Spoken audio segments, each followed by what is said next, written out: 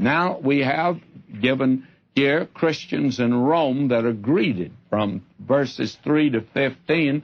There's quite a list here. Now I want to go down this list because it's very important. He says, greet Priscilla and Aquila, my helpers in Christ Jesus, who have for my life laid down their own necks, unto whom not only I give thanks, but also the churches of the Gentiles. Now, there were churches of the Gentiles, you see, and I think that would be true to a certain extent of the church in Rome. I think it was made up of all races. The church in Rome was integrated, that's for sure. Now we're told here that this Jewish couple, and this gives us quite an insight into the movement of Christians in that day and how the church in Rome came into existence. Now, actually, how did Paul know Priscilla and Aquila and know they were his helpers? Well, there had been persecution, a wave of anti-Semitism that had risen in the city of Rome, and Aquila and Priscilla, who were Jews, they had to leave. And they came, by the way, to the city of Corinth, and they set up shop. It was a good commercial center, and Paul met them there. They were tent makers, and Paul was, and that drew them together, and Paul led them to the Lord. And then they were with Paul over in Ephesus, you will recall. They were laborers together with him. Apparently, they went over there to open up a branch of their store. And we find them now, they're back in Rome. They have returned home now, and they are converts of the Apostle Paul. Now, I think many of these others were also. Now, Paul sends greetings to them.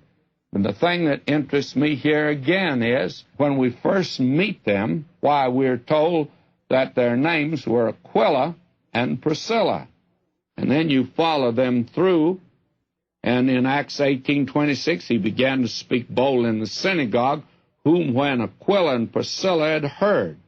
So that it's Aquila and Priscilla. But now here it's greet Priscilla and Aquila, my helpers in Christ Jesus. Why did Paul turn this around?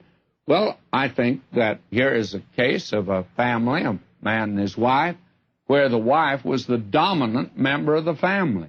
Now, that often happens, I think, unfortunate many times, but it works many times too, by the way, and it works here. Priscilla, in spiritual matters, she was the leader, and now it's greet Priscilla and Aquila. They are the outstanding workers for Christ that Paul had led to the Lord. Now we have in verse 5, likewise greet the church that's in their house. Salute my well-beloved Epaenetus, who is the firstfruits of Achaia under Christ. Now, the local church met in private homes at the very beginning. There are many references to that. I give them in my book on Romans, Acts 12:12, Colossians 4:15. Sandy writes, there is no decisive evidence until the 3rd century of the existence of special buildings used for churches. They met in the home. Now, that's the belief of a great many folk. I've held the belief for years that the church began in the home. It will return to the home today. Many of these great big mausoleums that are called churches, they have a steeple on them, they're nothing in the world but a pile of brick and stone and mortar. They are mausoleums. They do not contain a real living body of believers at all. So a church was never intended to be spoken of as a building. In the first 3 centuries, the church was the body of believers. And Aquila and Priscilla had a church met in their home. Epaenetus here is a Greek name. It means praise. And he apparently was the first convert that Paul had had in Asia, that is, back in the province of Asia. And then in verse 6, we see greet Mary, who bestowed much labor on us. Now, she labored to the point of exhaustion. Now, that's a Jewish name, and it means rebelliousness. But what a change had taken place in her life. Before becoming a believer, she was in rebellion, but now she just knocks herself out for the sake of other believers because she is obedient to Christ. Now in verse 7 I read, "Salute Andronicus and Junia, my kinsmen, my fellow prisoners, who are of note among the apostles, who also were in Christ before me."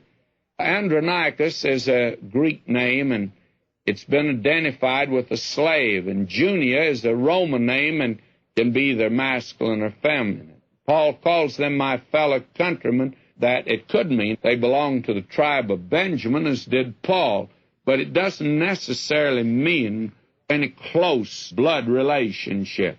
He says they were my fellow prisoners, and that means that Paul had met them in prison somewhere in the Roman Empire. You see, the church in Rome was founded by Paul, but under most unusual circumstances. He led Priscilla and Aquila to the Lord in the Greek Corinthian Agora, the marketplace. Now here in jail, he leads these two prisoners.